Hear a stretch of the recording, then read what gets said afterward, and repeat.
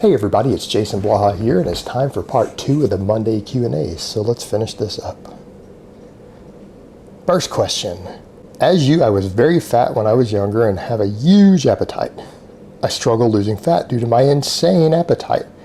As you said, you thrive on a ketogenic style diet, and due to my similarity, I would like to give it another shot. I've tried it a few times, but I can't follow it more than a few days at a time due to cravings and hunger. I don't think I ever truly reached a ketogenic states.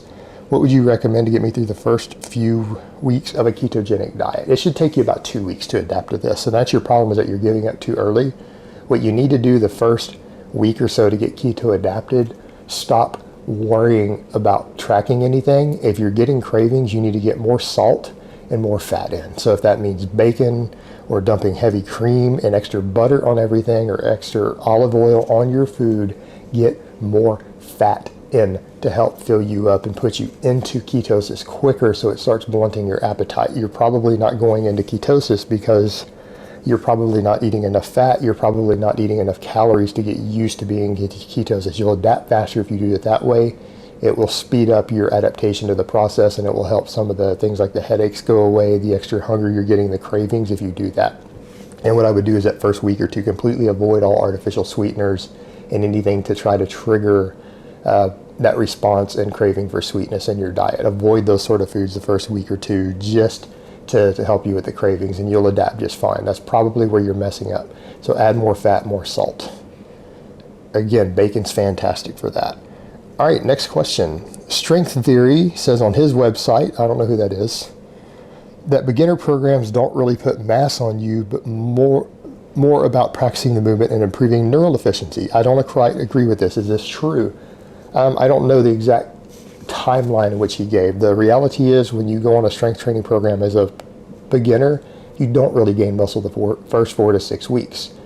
Most of your adaptations will be neural, and then they will be transient storage factors. The reason for that is that we are designed to survive ice ages and famines. We know that during the last glacial period, we think no more than 3,000 to 5,000 humans survived. We had a massive population bottleneck.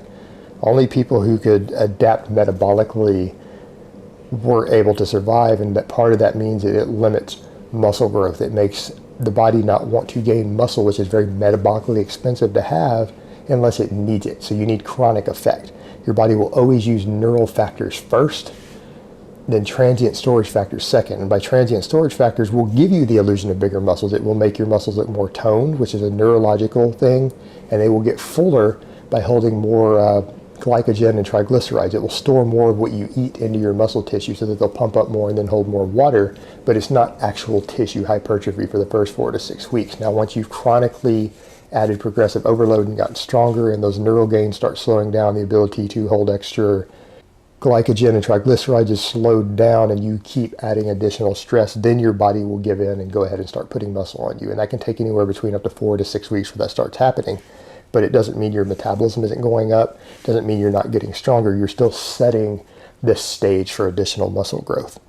So technically he's right if we mean size purely in terms of muscle fibers, but if he means size in terms of glucose storage and all of that, which will still get the muscles larger, then he would be wrong.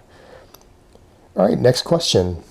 Hi Jason, I'm in the military and I'm doing your novice program. I want to run 3 miles at the most twice a week, so when I run 1.5 miles for the physical assessment, it won't be a struggle.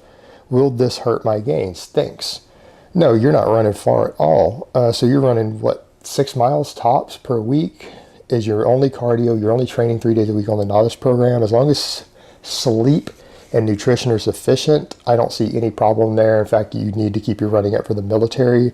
I would tell a lot of guys, if they were about to go into boot camp, this wouldn't be the best program, but you're clearly active duty, and you just need to keep up your fitness for the testing. It'll be perfectly fine. That's only cardio twice a week, 3 miles. Again, it should be okay. And if it becomes a problem to where you can't adapt to this, go back to that question in part 1 about the linear hypertrophy program and consider that in place of it if you don't seem to be able to adapt and recover. All right, next question. Which of your programs is best for intermediates trying to maintain gains when cutting? Intermediate and you want to maintain gains, run the off-season hypertrophy program. The off-season linear program that I have for intermediates, that one would be what I would recommend if you want to run one of my programs as an intermediate on a cut.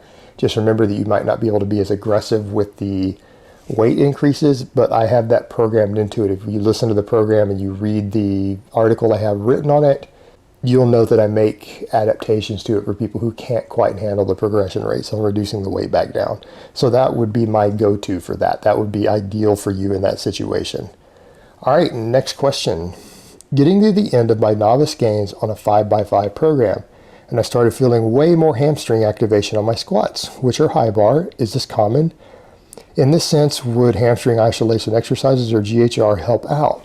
Yeah, if you only are doing deadlifts, like let's say you're running my novice program and your only real hamstring work is the deadlifts and squats, since I have deadlifts at such a low frequency and workload, using mine as an example, yeah, you might want to throw in some extra hamstring work, particularly if you're going to be in any sort of contact sport or a field athlete, just to reduce injury rates, give you better knee stability. Just remember though, if you want it to carry over to your deadlift, do not do the standing hamstring curls. You need to do a laying hamstring curl for better joint angle specificity for the deadlift, or the glute ham raise. Ideally the glute ham raise, if your training allows you to add glute ham raises and still recover because of workloads, like if you're doing real low workload deadlifts, by all means throw in the glute ham raise if you have access to it. But use a proper glute ham raise machine. Don't do the natural glute ham raise. It's dangerous. I don't recommend it. Bad for your knees. And failing that, then laying leg curls once or twice a week for 3 sets of 10, 4 sets of 10 would probably be just fine to beef up your hamstrings a little bit there. All right, next question. Where do the pros, or more so pros trainers, acquire gear from? Is Underground Labs or such a gamble, or are they better cooks out there, or is it places like Egypt or Mexico? It varies a lot. Most pro bodybuilders that I've met or who I have knowledge of through their trainers and coaches, oftentimes they do have access to good sources of pharmaceutical grade. They tend to have better cooks. They tend to have oftentimes private cooks. I've known a couple of guys who brew specifically and lab test stuff for pros, pro athletes, pro bodybuilders, things like that. They are out there. They're generally going to be better cooks than the stuff that's being mass produced for Underground Labs. There are exceptions. And more often than not too, you find the actual coaches and oftentimes the actual bodybuilders learn to brew their own. They order their raw materials from China or somewhere abroad, home shipped into the country, and they just make their own at a certain point. Or they could have a mixture of all of the above, because they're not using just steroids. So a lot of them might make their own. They buy pharmaceutical grade growth hormone through another source, get their insulin at Walmart, whatever they need to do. That's just how they do it. It varies a lot. So those are the different things I've known of that happen. So it's not the same for every person, but they do tend to be very well connected, better than the majority of you out there will ever be, because they just simply know more people, and more of those people are interested in seeing them succeed. And they're oftentimes willing to pay a little higher premium for something that's well made. All right, next question. Do you feel pin squats or Anderson squats done at a sticking point are beneficial? Interesting question. Depends on what you mean by beneficial. Will it make you stronger through that range of motion? No, because the reality is most of you can squat a lot more at the top than you can at the bottom. So you have sticking points. It's generally not an issue of strength through that range of motion. It's an issue of either not building enough speed out of the bottom, in which case pause squats will fix that, or it's an issue of technique breakdown. If it's an issue of technique breakdown and not finding the best leverages through there, then yes, pin squats done off of the pins from a dead stop will help you there. And I don't mean coming down and tapping the pins and coming up. I mean starting on the pins by pin squats, because that will put you just naturally, when you do pin squats or pin pulls or anything, you tend to put yourself from that dead stop. You tend to work yourself into the best biomechanical position to lift it. And all of a sudden you find you can do 100 or 200 pounds more than you can do for full range of motion. It's because you're finding your better leverages. Now, if you find those better leverages and train through those, you can also then teach yourself to use that same leverage and find that same bar path on the way up from the bottom also. And if you can do that and use that as a method to learn that, you'll never miss a lockout on a squat again. So yeah, they're viable for a learning tool there, not necessarily for a strength building tool, because they're doing the opposite on the strength building. They're not helping you get faster out of the bottom, but they are useful for learning the technique for finding the leverages with weights that are heavier than your max. All right, next question and last question of the week. How big can a male with average genetics and on par training, sleep, and diet get without drugs? I've done an entire video on this before, and I think the best example that any of you out there are going to know of, someone who I've chatted with about this, who I know personally is natural, one of the most knowledgeable guys out there in terms of both nutrition and diet. Coaches many people, has a PhD. He did, yes, we know he publicly had done a small blast for a while of super drill way back when it was legal, both in natural bodybuilding and legal in the US. But you figure he gained no more than 5 pounds of permanent muscle from that, so I'm not going to count that against him.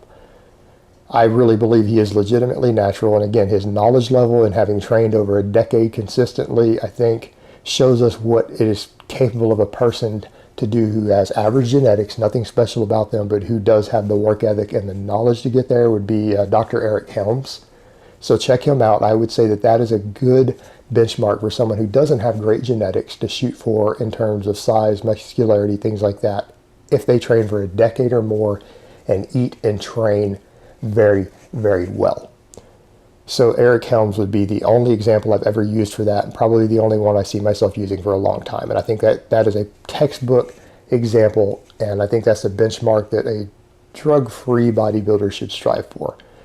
Again, unless you happen to have above average or really good genetics. All right, guys, but that's really all I have to say on that today. I hope it's been informative, and I will talk to you guys next time.